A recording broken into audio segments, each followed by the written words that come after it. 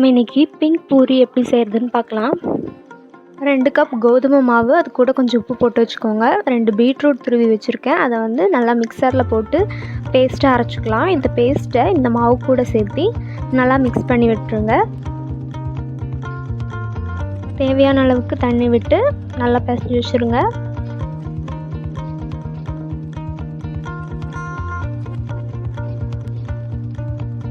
இந்த மாதிரி பிணைஞ்சி வச்சதுக்கப்புறமா இதை குட்டியாக பூரி சைஸ்க்கு தேய்ச்சி நல்லா சூடான எண்ணெயில் போட்டு 2 சைடும் பொரிஞ்சு வர மாதிரி எடுத்துக்கோங்க.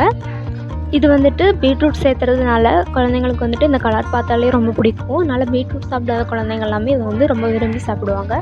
ரொம்ப கிறிஸ்பியாகவும் இருக்கும். இதை வந்துட்டு உருளைக்கிழங்கு மசால் கூட வச்சு சர்வ் பண்ணிங்கன்னா ரொம்ப டேஸ்ட்டாக இருக்கும்.